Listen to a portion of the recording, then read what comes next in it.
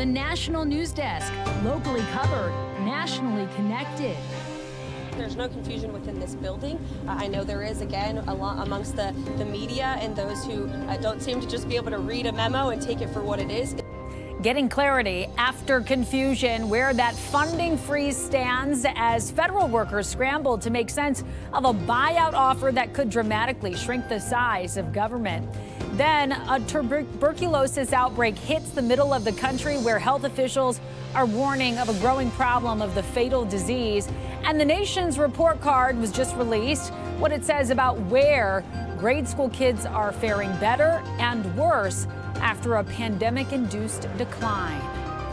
This is the National News Desk, America's News Now. I'm Amira David. Right now, 3 separate storm systems bringing heavy snow and rain to the mountains of the Southwest, the Deep South, by the Gulf Coast states, along with the Northeast. And beginning in the Northeast, while snow squall warnings are no longer active, winter storm warnings remain in parts of Pennsylvania, New York, Vermont, and Maine throughout this evening.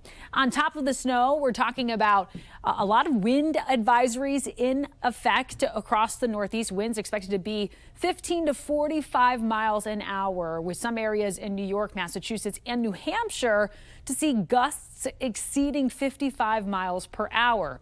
Turning now to the south, where the Four Corners region is getting snow tonight, which is expected to continue into tomorrow. And we do want to give you a look at Santa Fe, New Mexico, where it was snowing heavily just a short while ago. Higher elevations could receive up to a foot of snow. Travel expected to get difficult, especially overnight into the morning hours. And here's a look at Texarkana, Arkansas, as heavy downpours across the region in Texas, Oklahoma, northern Louisiana, and right here in Arkansas. Flood warnings are in effect from Dallas to Evansville, Kentucky tonight, with more rain expected in the region tomorrow. And stay with us as we continue to track the developments on all of these storms as they progress throughout the night. We'll have coverage for you both on air and online at thenationaldesk.com. Wildfire evacuations have been ordered, this time in Old Fort, North Carolina. A 50-acre fire broke out after a downed power line ignited a tree. High winds and low humidity in the area are creating conditions for the fire to spread rather quickly. The residents there are still recovering from the devastation left behind by Hurricane Helene. And right now, that fire, we are told, is 0% contained. Tonight, confusion continues over sweeping federal changes that includes a freeze on government program funding. The Trump administration rescinded a memo that froze grants and loans on Monday after a federal judge temporarily blocked his order from going into effect. Trump earlier today breaking down what won't be impacted here. Social Security, Medicare, Medicaid have not been affected by any action we're taking in any way, shape, or form. We are merely looking at parts of the big bureaucracy where there has been tremendous waste and fraud and abuse. The administration says the freeze is necessary to conduct an across-the-board review of spending to make sure it complies with the president's recent orders. And it all comes as federal workers scramble to make sense of a separate government-wide email offering employees to take a deferred resignation. Under the voluntary program, federal workers could get up to 7 months of salary, pay, and benefits if they agree to resign by September 30th. But there's still some confusion over whether they'd be remote workers or on paid administrative leave status. And according to Axios, the White House reporting that they expect up to 10% of the workforce to accept this deal, which could mean hundreds of thousands of workers leaving their jobs, dramatically shrinking the workforce and sparking huge economic impacts. Senator Tim Kaine today told workers not to take the deal and argued Trump doesn't have the authority to carry it out. Don't be fooled by a fake offer that because he's terrorized you in the last week, it would be easy to just resign now and get a check for 7 months, because I can tell you that promise is worth nothing. It's unclear if the buyout offer will get challenged in Congress or by the courts. And on Capitol Hill today, Robert F. Kennedy Jr. facing tough questions as he looks to secure the nomination as the next director of the Health and Human Services Department. As the National News Desk's Matt Gelka tells us, Kennedy tried to downplay his most controversial statements and tout his Make America Healthy Again philosophy. We have massive health problems in this country that we must face honestly. Robert F. Kennedy Jr. looked to address and distance himself from one of the controversies he's most known for, his vaccine skepticism, as he seeks confirmation to be Health and Human Services Secretary. I support the measles vaccine. I support the polio vaccine. I will do nothing as HHS Secretary that makes it difficult or discourages people from taking either of those Anybody vaccines. who believes that ought to look at the measles book you wrote saying parents have been misled into believing that measles is a deadly disease. That's not true. Democrats looking to block RFK Jr.'s nomination seized on the prior vaccine comments. Kennedy's stances as a pro-life Democrat himself were also brought up, a potentially thorny issue for Republicans. In 2023, you came to New Hampshire and said, quote, I'm pro-choice. I don't think the government has any business telling people what they can or cannot do with their body. Senator, I agree with President Trump that every abortion is a tragedy, that we can't be a moral authority in this country. Right. Supporters have embraced RFK Jr.'s vows to shake up the healthcare system as he's pledged to fight against chronic disease and ultra-processed foods. The Independent Medical Alliance, made up of a group of doctors and healthcare professionals, have launched a campaign supporting Kennedy's nomination. What he really cares about is trying to solve the problems that are causing America not be competitive as a nation. And, you know, again, stats that are kind of crazy. We're 4% of the population and we take 55% of the drugs that are actually produced in the world. The fact that 6 out of 10 Americans have a chronic condition. Kennedy's hearing likely kicks off a string of contentious ones on Capitol Hill. He'll have another round on Thursday, along with Trump's pick to be the next director of national intelligence, Tulsi Gabbard, and his pick to lead the FBI, Kash Patel. Reporting in Washington, I'm Matt Gelka. Okay, Matt, thank you. And President Trump is calling for a migrant detention center to be opened in Guantanamo Bay, Cuba. A new executive order instructs the Departments of Defense and Homeland Security to begin preparing that facility immediately. We have 30,000 beds in Guantanamo to detain the worst criminal illegal aliens threatening the American people. Some of them are so bad we don't even trust the countries to hold them, because we don't want them coming back, so we're going to send them out to Guantanamo. The U.S. military base was set up under President George W. Bush in 2002. It's been used to house detainees from the war on terrorism. President Trump also signed his first bill of his second term today, making the Laken Riley Act a new law named after the 22-year-old nursing student who was killed last February by a Venezuelan national in the U.S. illegally. The law now allows people in the United States illegally who are accused of theft or violent crime to be detained and potentially deported even before a conviction. The Federal Reserve voting to hold interest rates right where they are following a series of higher than expected inflation reports and some strong jobs numbers. It could set the stage for a clash between the Fed and the new Trump administration, which wants to see immediate rate cuts. The National News Desk's Atra Al-Nashar reports from Washington. A potential storm brewing between the new president and the country's politically independent central bank.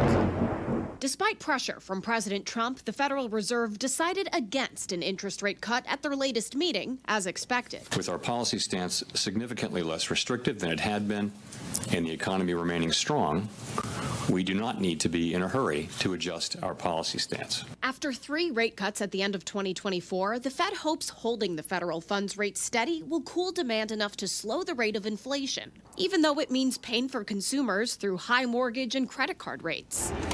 Fed Chair Jerome Powell and his colleagues have been laser focused on striking the right balance of taming inflation without pushing the economy into recession. Now, Powell's up against political pressure from the man who chose him for the job in 2017. With oil prices going down, I'll demand that interest rates drop immediately, and likewise, they should be dropping all over the world. The economic pain that comes with high interest rates is antithetical to the president's promise to Americans to quickly slash their cost of living. Your total is... Here's former Atlanta Fed President Dennis Lockhart. It could turn out to be, a very awkward situation that develops if President Trump keeps calling for lower rates. The new Treasury Secretary Scott Bessent has sent mixed signals about how he views the Fed's independence. Here's what he told senators last week before they voted to confirm him. I think on monetary policy decisions, the FOMC should be independent. And here's what he said about Trump and the Fed in October. He wants to play a role in setting interest rates. How deliberate will he be if he's reelected on that front? Well, he wants to have a voice. He wants to be involved in the conversation. He has very well-formed opinions. Now, the Fed won't make its next decision, Amira, on interest rates until it meets again in mid-March. And we'll see what happens then. We do know that Chair Powell was asked whether a rate cut was on the table for their next meeting. What did he have to say about that? Well, never one to give away future policy decisions, right? They do vote every time they meet. Powell reiterated that they're in no hurry to adjust rates given the current strength of the labor market and consumer spending. But Powell said when it comes to what inflation data it will take to convince them that another rate cut is appropriate, I should say, Powell said that they'll know it when they see it, but they will be paying extra attention to housing costs. And we'll be paying close attention to what happens, that's for sure. Thank you so much, Ajmal Nashar, for that report out of D.C. Right now, North Carolina authorities searching for escaped inmate John Matthew Nye. The manhunt is now in its fourth day after Nye escaped from the Craven County Jail through a ventilation system on Sunday. Nye has been charged with attempted murder and felony larceny. Authorities say he has fired shots at police officers in the past and should be considered dangerous. A West Virginia jury now deliberating the fate of a couple accused of human trafficking, child abuse, and civil rights violations after two adopted teens were found locked in a shed. The defense argued there wasn't enough evidence that Jean White Feather and Donald Lance trafficked or racially targeted the children. Prosecutors pointed to text messages discussing punishments with racially charged language. I want to remind you, a defendant White Feather and defendant Lance made a bet when they chose to move to Sissonville, West Virginia. They bet that people of West Virginia would not care if they mistreated their black children right out in front of the world. I ask you to prove them wrong. Well, a tuberculosis outbreak in Kansas City has become one of the largest in modern U.S. history. Kansas State Health Department says there have been at least 67 confirmed active cases and 2 deaths since last January. TB is one of the leading causes of death globally, but the U.S. has one of the lowest rates of the disease, which makes this particularly interesting. Infectious disease experts say TB takes a long time to spread, so officials have time to test close contacts of those patients. We'll go out and get all the contacts of those positive cases and test them. If they test positive, we can treat them with drugs so that they won't get sick.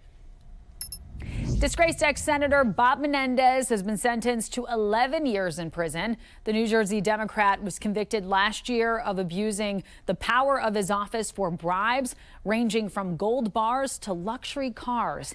He's the first sitting member of Congress to be convicted of acting as a foreign agent. Federal prosecutors asked for 15 years. Menendez, who's maintained his innocence, is appealing his guilty verdict.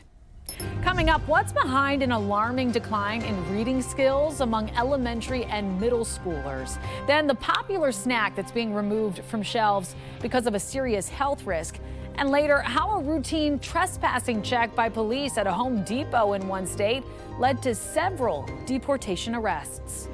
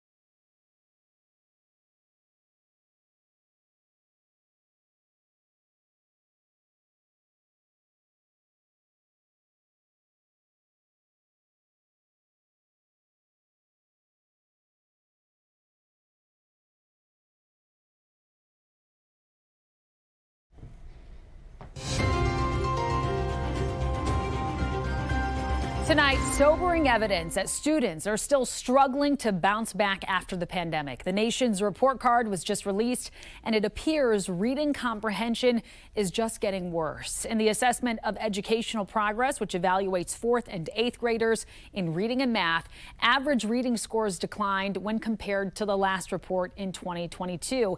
And they're scoring 5 points lower in reading than kids who tested before the pandemic in 2019, dropping from 220 to 215 for 4th graders and from 263 to 258 for 8th graders. The findings reflect multiple challenges that have turned education upside down since the pandemic. If you're on the job hunt, then listen up. More Americans are applying for jobs that are either fake or from companies not even trying to fill the position. Our Angela Brown has more on these scam-ridden ghost jobs. Job experts say the number of so-called ghost jobs may be growing, reaching as high as 20% of some job listings. From countless articles to social media posts. Welcome to the dystopian world of ghost jobs. Almost every job seeker has come across one. The perfect job, you apply, and then you're ghosted. But that job may have never been on the table to begin with. What it does is it creates false hope with the people who are applying for these jobs. Career specialist Julie Balke says ghost jobs are nothing new, but it may be happening more often because of the popularity of job boards. There are companies who post jobs that don't exist with the goal of bringing in a lot of applicants so they always have people in their pipeline. The Wall Street Journal cites internal data from a hiring platform that shows 1 in 5 online job postings are fake or never filled. Here's how to spot them, according to Business Insider. One is the age of the post. If it's too old, that's usually a red flag that it may not still be current. And there are some other things. If the job isn't listed on the company website or if it otherwise seems suspicious, it's maybe good to think twice about whether it's a real posting. Last May, ResumeBuilder.com surveyed over 1,600 hiring managers. Key findings: 40% of companies posted a fake job listing in 2024. 3 in 10 companies currently have active fake listings. Hiring managers say fake job postings led to boosted revenue, morale, and productivity. And 7 in 10 hiring managers believe posting fake jobs is morally acceptable. In Washington, D.C., I'm Angela Brown. Angela, thank you. Tonight, a new push to stop what lawmakers have coined the funding of death in the state of Ohio. A group of representatives advocating for a bill that would eliminate the death penalty, but would also prohibit physician-assisted suicide and state-funded abortions. Right now, the bill is garnering bipartisan support. We want to make sure that Ohio is not subsidizing death, taking taxpayer dollars and putting its thumb on the scale where people are in difficult situations. We would move all death penalty cases and punishments to life without parole. If successful, Ohio would become the 24th state to abolish the death penalty. Spirit Airlines has again said no to Frontier's buyout offer. Earlier today, Frontier Airlines making a move to acquire the low-budget airliner. In 2022, Frontier tried to buy Spirit but was outbid by JetBlue. In that case, the deal was blocked by the Justice Department, arguing it was anti-competitive. Spirit Airlines filed for bankruptcy last November. The man charged in the 1996 killing of rapper Tupac Shakur is facing a new charge of battery by a prisoner. An arrest report says Dwayne Davis got into a fight with another murder suspect inside a Las Vegas jail last month. Police say an officer used pepper spray, but the two men kept fighting. Backup officers arrived and separated them. Davis was in court yesterday for a preliminary hearing. His trial for the Tupac case is set for March. The FDA has upgraded a Lay's potato chip recall to the highest risk level. This because the chips may contain undeclared milk. For those who have an allergy or severe sensitivity to milk, a serious or life-threatening allergic reaction is possible. The chips are in 13-ounce bags and were distributed in Oregon and Washington with a must-eat-by date of February 11th. You can contact Frito-Lay customer services for a refund or just throw them away. Tonight, a heartwarming story of one man's quest to pay it forward after being given the gift of life. Medical reporter Liz Bonus reports. Hey there, everybody. It isn't every day. Dave Harbison, who you see here, says you meet a friend that will do everything possible to help you find the miracle you need. But then again, it isn't every day that the friend you find also needed his own miracle kidney transplant when you first became friends. I was on the list almost 4 years. Dave and Kenneth Johnson met in the same dialysis unit while both were waiting for a kidney transplant. Dialysis filters the blood and keeps you alive. People don't realize what dialysis does to a person. What does it do? Well, I mean, it drains you physically, mentally even.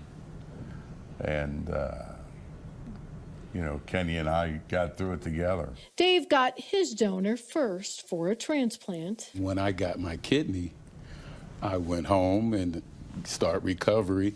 And then it dawned on me, I missed my buddy. So I decided to help Dave get a kidney. So Kenneth is still helping by getting the word out anywhere he can share the message that Dave still needs a miracle. Darcy Gibson of Off the List says a living donor is ideal. She knows the journey too. My dad was on the kidney transplant list 8 years ago, and I was his kidney donor champion. So if you're watching this and you're healthy, you could help Dave find his miracle match. Just search Dave's Miracle Match online. You can get a quick cheek swab kit if you're willing to be tested. If you have 2 kidneys, you only need 1 to stay well. With your health news, I'm Liz Bonus reporting. Liz, thank you. And coming up, what to do to prevent the spread of the norovirus stomach bug as cases surge across the country.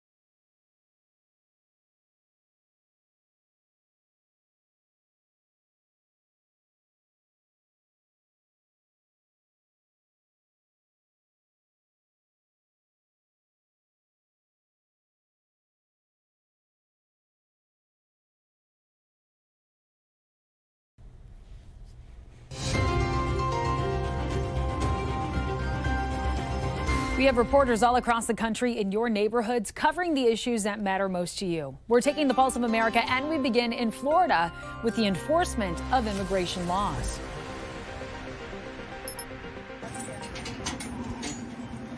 Just days before immigration and custom enforcement reportedly arrested the largest number of people in a nationwide crackdown. Border Patrol agents arrested 5 individuals at the Home Depot off Lake Worth Road in Palm Springs. Police say the agents happened to already be in the area looking around while they were carrying out a trespassing operation. We have been doing it over the years at the request of the business and the community. We try to do it monthly, if not quarterly. They're not sharing details about who Border Patrol got. It's the Department of Homeland Security who oversees ICE raids. Colds, the flu, whooping cough, the stomach bug, winter illnesses are in full swing. So in the winter, it makes sense. We're inside. We're spending time together. We're close to other people. There's not great ventilation. And so I think that's just a big contributor to it. Experts say norovirus in particular is surging across the U.S. K2 spoke with Alexis Smithers, an advanced practice provider at Legacy Go Health Urgent Care, about how to prevent the spread. She says the norovirus is a very resilient virus that can live on surfaces for multiple days. Hand washing and disinfecting surfaces are recommended. Bryson DeChambeau shared his vision of the project with Joe Pompliano on his podcast. It's over 200 acres of land, is what we have right now. And it's going to be multi-sport complex center, driving range, golf course, residential, community center, the whole thing. DeChambeau says the whole community would increase the size where he grew up by 30%. The location remains a mystery. We checked with Fresno County and the city of Clovis, and so far, no one has applied for permits. DeChambeau says it's going to take 12 to 15 months to get the permits approved. Coming up, more than 1 billion people celebrating the Lunar New Year, what it symbolizes, and what New York did for the very first time in honor of the holiday.